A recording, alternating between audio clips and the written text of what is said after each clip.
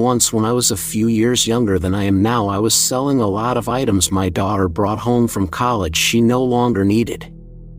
One item was a microwave in great condition. I already had one, so decided to sell this one online. I've often used Craigslist without any problems, so of course I'm not thinking of any dangers that could arise. Well, I soon put myself in a pretty dangerous position. A man, he sounded young, called inquiring about the microwave.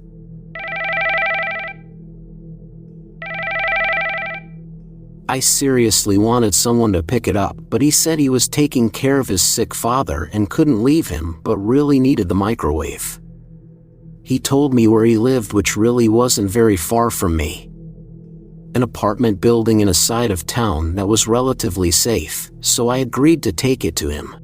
Once I arrived to the building, he asked if I could bring it up. I said no, it was too heavy. He said he could not leave the apartment, I was going to have to bring it up. Well, at this point I just wanted my money and to leave, so I agreed to that. There I went hauling it up a flight of stairs. Luckily it wasn't one of the very large ones. But still, it was an inconvenience to me.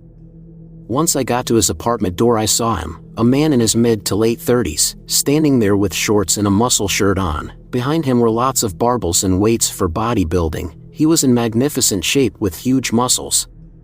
He said, "Oh, please set it down here," motioning to the kitchen counter. Okay, that required I enter the room, which immediately I felt uncomfortable. He then proceeded to inform me that actually he couldn't come for the microwave because he was on house arrest after serving 15 years in prison. I had parked beyond his permitted perimeters and he couldn't make it out to my car. All I felt was every ounce of blood run out of my body at that moment, or so it seemed that way. He was alone. There was no one there he was caring for. He just lied to me about that to get me up here, and now I'm alone in an apartment with a felon right out of prison who could snap my neck like a twig if he should even think about it. I mumbled something like, "Okay, well, here you go, delivered." Slowly inching my way toward the door, he said, "Hold on. Let me get your money," and went to the other room just quick enough to retrieve the money. I almost ran out, but had a strange feeling that I shouldn't do that. Just remain calm and act like all is okay and leave ASAP. He handed me the money, then started to chit-chat a bit. I listened for a sec and got to the door somehow. When I turned to leave, he quickly said, "Oh, it won't turn on. How do you work it? Can you show me?" So I had to turn around and go back in, terrified but trying not to look terrified. Somehow I kept my cool and said, "Oh, you just press this and that," and to my great relief it came on, and he chuckled, saying he was not good with appliances. Okay, so he was being nice, but something just felt off. I made it back to the door and almost ran to the stairs, but forced myself to walk slow as not to alarm him. I felt like if I did, it would make him mad. I heard an uncomfortable laugh behind me. I didn't turn around to engage, I just kept walking down those stairs till I was at the bottom and could breathe again. I soon saw other people and felt better. What was I thinking? I couldn't believe I had placed myself in that position. Sure, he didn't do anything physical to me, but he did lie to get me there. What else was he capable of? When I think of all the possible scenarios that could have gone down had I not been cool-headed, I think he may have attacked me, and who would know? Not a soul. I hadn't told anyone from home where I was going. Yes, I'd be missed, and probably for days, maybe even months before found, if ever. To this day I still get this scared feeling in my gut just thinking about what could have happened to me if I had been taken by surprise while alone with this man. Never again. Never again.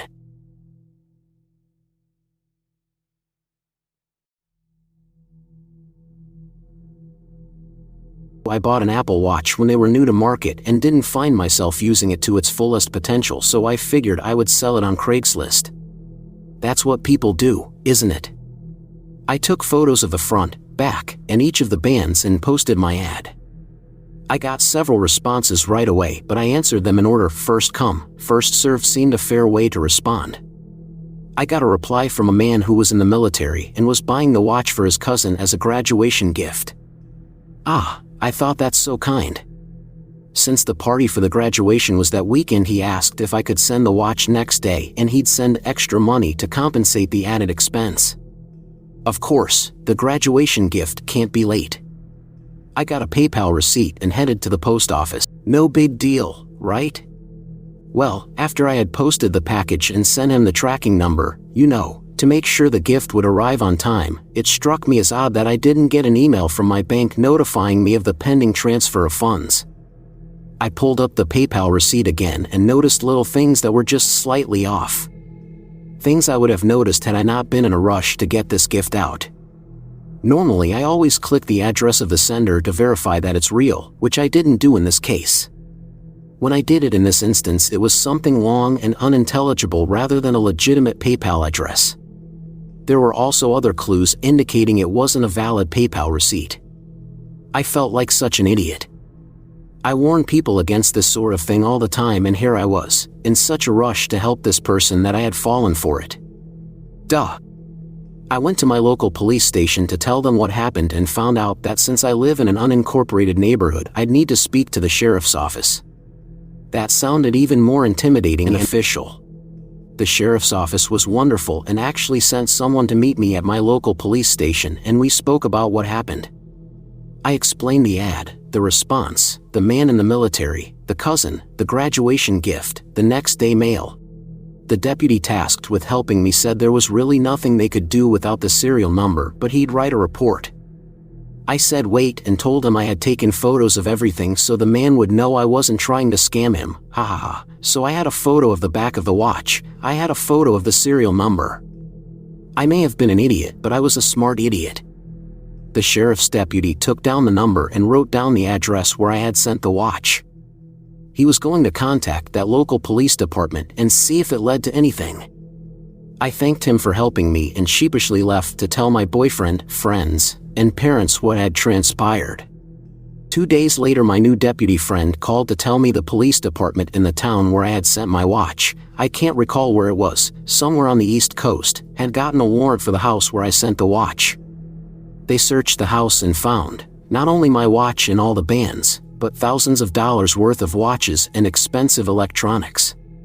The woman who lived there allowed items to be sent to her home for her fiancé in Nigeria.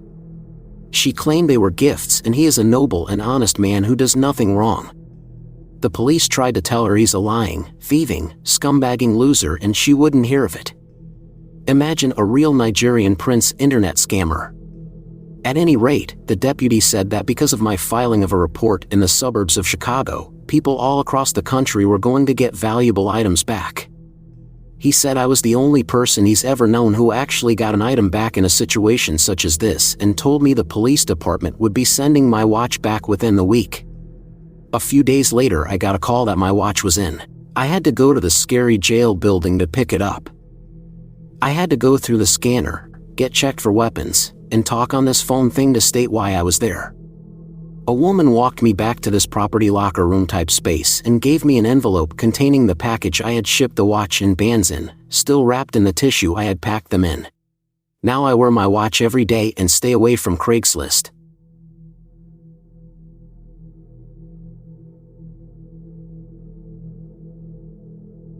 My mother and stepdad are ranchers. They got a new work truck and put the old one up for sale.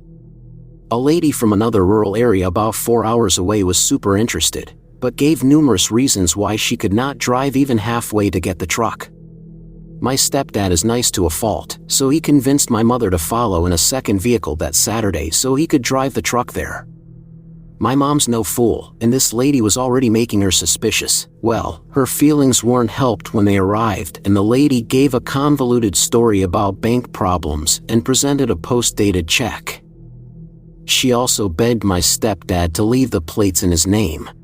My mom excused herself, grabbed stepdad, and had a heated argument about taking the check and the plates. Won on canceling plates, lost on the check.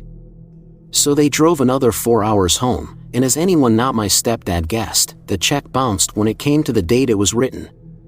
The woman dodged phone calls for a while, eventually answering and giving another convoluted story about being in the hospital and on and on.